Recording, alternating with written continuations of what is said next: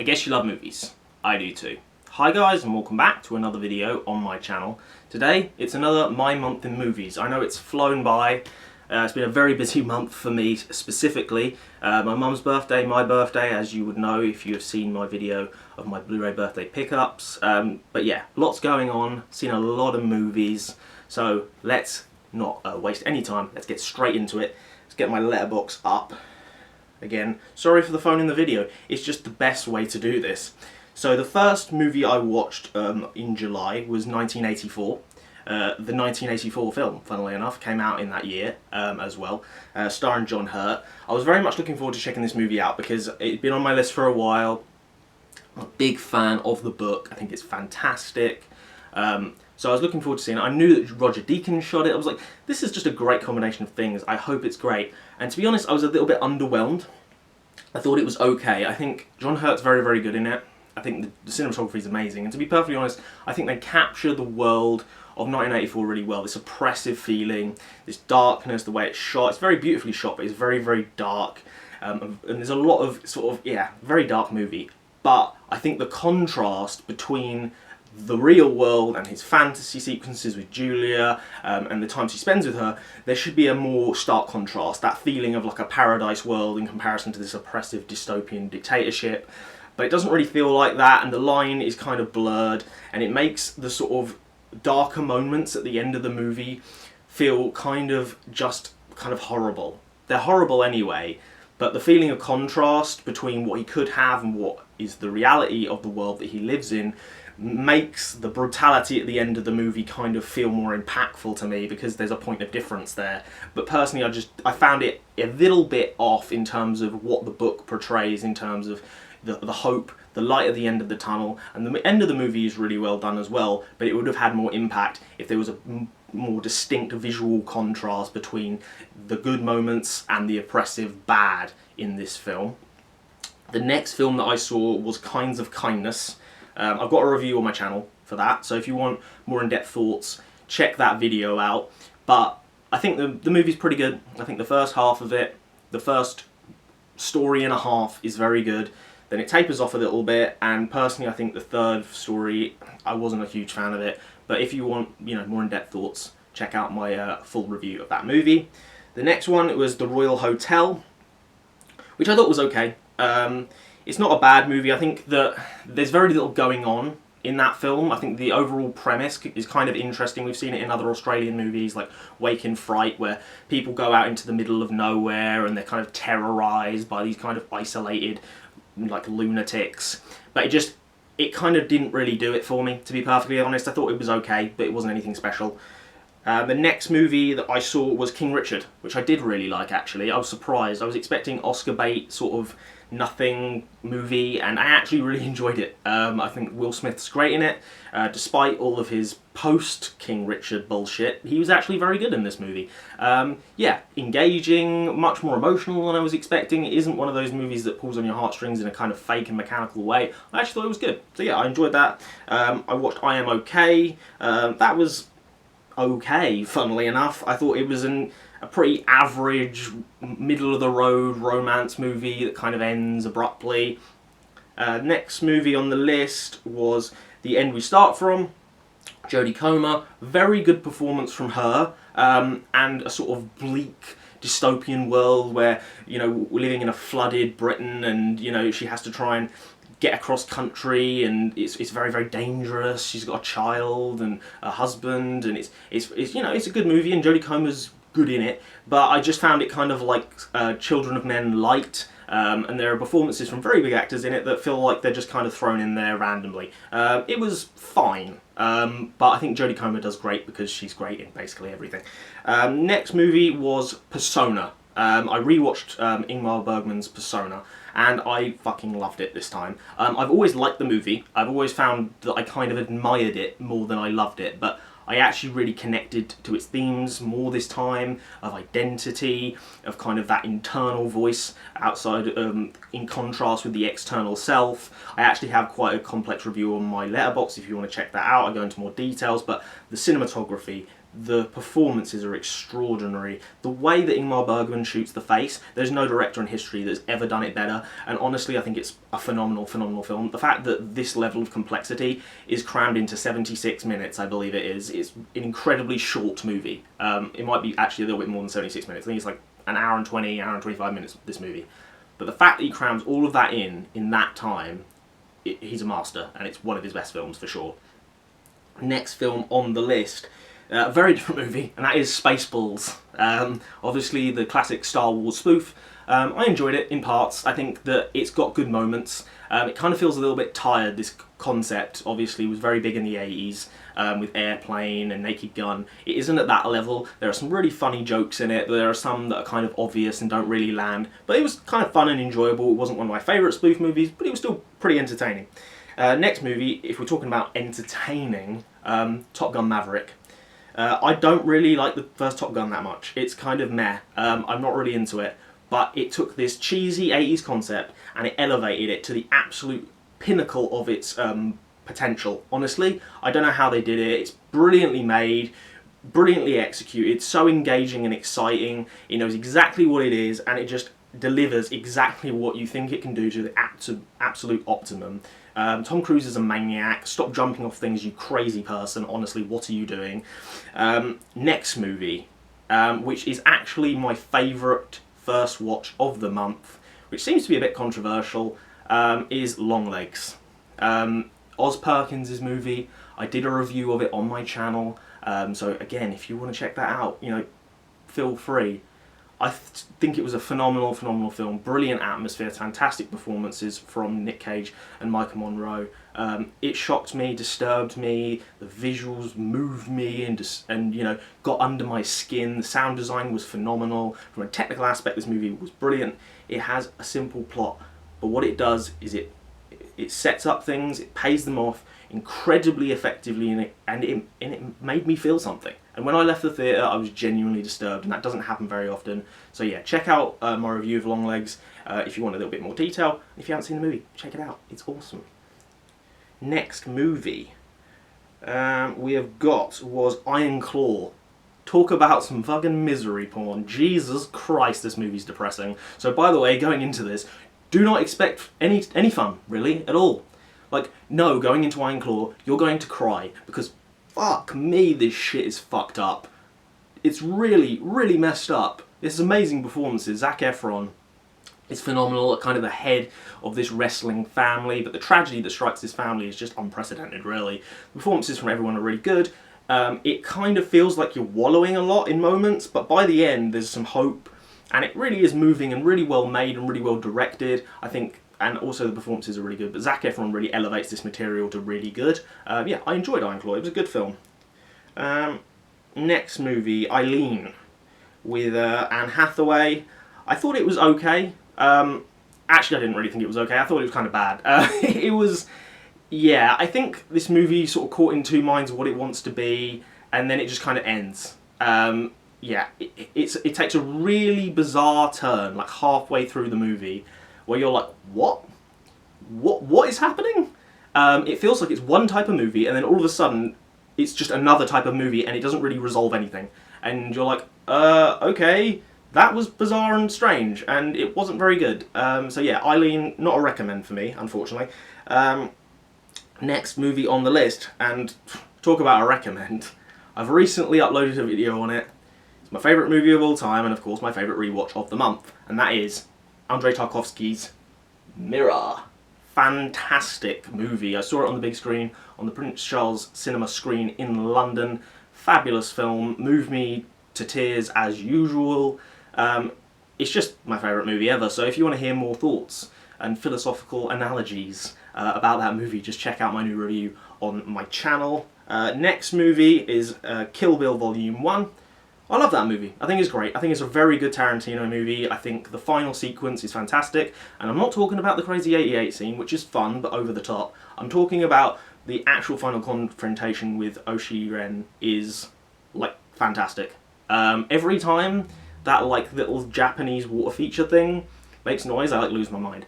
I just think it's so well done. It's clearly inspired by Sergio Leone's westerns, but it's just fantastic, that final scene. It's just really quiet, and I love how it's constructed and directed. I think it's fantastic. I also watched Kill Bill Volume 2 the next night, and I liked it a little bit more on rewatch. It's not one of my favourite Tarantino movies. I think the ending is moderately anticlimactic, and I've always hated the buried alive sequence because however ridiculous his movies get, she just becomes a superhero and flies out of Earth. Like, I don't even know how she does it. It makes no sense. It annoys me every time I see the movie. But it's still a good movie, and I like Kill Bill Volume 2.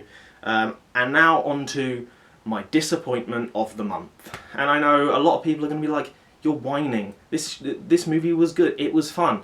And that is Deadpool and Wolverine. And I've got to admit, I was going into this movie, and I didn't really know what to expect, because it's been a while since the last Deadpool.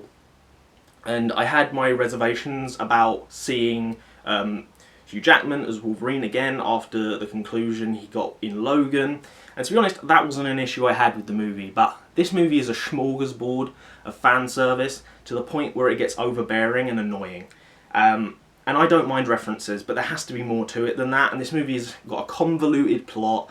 There's a framing device for the movie that if you just remove it, it becomes much more streamlined. I think, you know, Ryan Reynolds and Hugh Jackman are fantastic as Deadpool and Wolverine, and they work great together. They have that buddy cop chemistry. And I think there's some really fun action sequences, especially the opening. There's a brilliant action sequence as well, like a one take.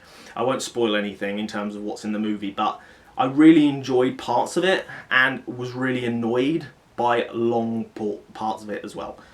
So yeah, unfortunately, Deadpool and Wolverine is kind of it. It's my disappointment of the month because I had the most expectation for it out of the movies that have sort of underperformed in my mind. So yeah, unfortunately for Deadpool and Wolverine, it's the disappointment of the month. Let's move on to the next movie, which was not a disappointment because it's a Scorsese movie and it's Mean Streets. I rewatched that. I love that movie a lot. Great gangster movie early in Scorsese's career, kind of more related to the religious undertones, a character who's drawn to the church and to the world of gangsters alike. He feels like he has to do his own penance, that the Hail Marys they're not enough. They're not enough punishment for the sins that he is committing. Robert De Niro plays Johnny Boy, his friend in the movie. Harvey Keitel is the main character, his name's Charlie.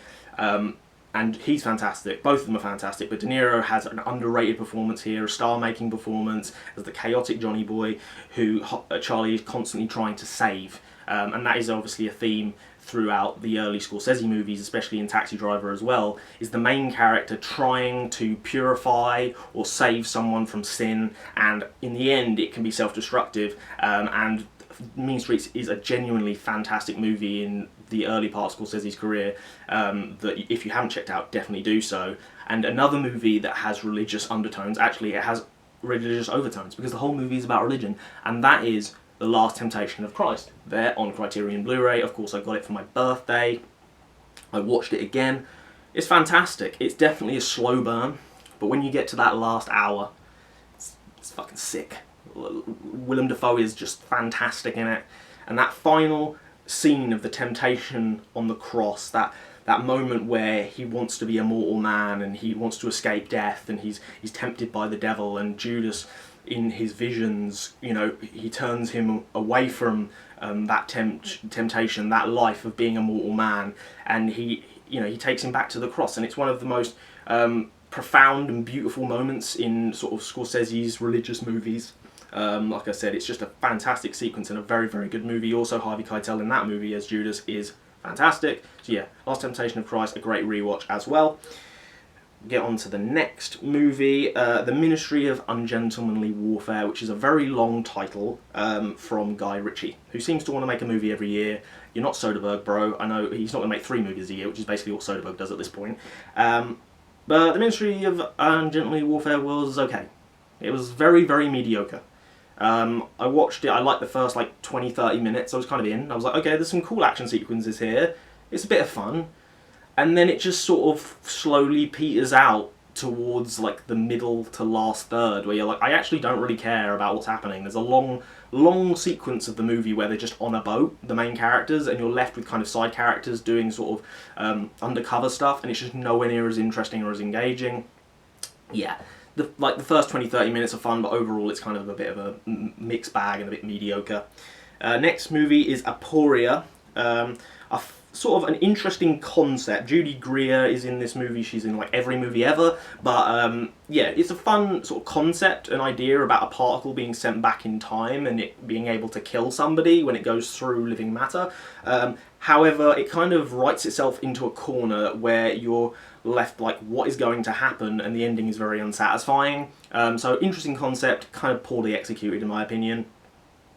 Next movie on the list, we have got Thief, which is a fantastic movie. Really great early Michael Mann. James Caan is really, really great in it. Great performance, really nuanced. He's got that macho charm, but also that vulnerability to him. The visuals are great. It's got a Tangerine Dream score. What more could you want? It's really, really good. And yes, signature Michael Mann style, simple, streamlined, really good performances, and a very effective ending at that. Next movie on the list, and now this is where we get to the Scorsese shorts. I have the Blu-ray right here. Of course, in my Criterion video, I talked about that movie, or collection of movies even, and I watched all but one of them the other day, so I'll go through them as I watch them. Let's get these up. So, first one I watched was Italian American, which was by far my favourite. 50-minute short, basically Scorsese just talking to his parents for 50 minutes, and it's literally fantastic. His mother is the most engaging person I've watched in like so long. I'm sitting there just listening to this woman's stories. I'm so in. And I think that that's what's so great about this short, is it's so incredibly simple, but it kind of makes you think about how we've lost that sort of community aspect, that feeling of just getting around a table and eating food together and sharing stories of our past, of our family, of our history. You know, maybe things that have happened to us, maybe things that haven't, maybe they're real or maybe they're imagined, but that power of stories. And this is what this movie's really about more than anything else. It's about family, it's about community, it's about being an Italian American, it's about being an immigrant. You know, they talk about stories about moving from Italy to America in that time, how dangerous it was, and the journey that they went on the ships, and acclimatizing to American culture and living in tiny apartments with 12 people to a 3-room apartment and all of this craziness, but they're so grateful for what they had, and they're so grateful for what they now have, and it's really beautiful. And some of the stories that both the father, Marty's father and mother, but specifically mother, talk about really grip you and move you. They make you laugh, they make you almost cry. There's a beautiful story about one of his mother's relatives and a fig tree, which is genuinely moving and powerful to me. The fact that I almost cried watching a short about, which is just Marty's parents talking, is the most I'm a Scorsese fanboy thing I think I've ever said or done in my life. And I am a Scorsese fanboy because I own a Criterion of his shorts from the 1960s. But yeah, Italian American was really good. However, the rest of the shorts are kind of a mixed bag. The Big Shave is a 6-minute short about a guy who's in a bright white bathroom and just shaves until his face starts bleeding everywhere.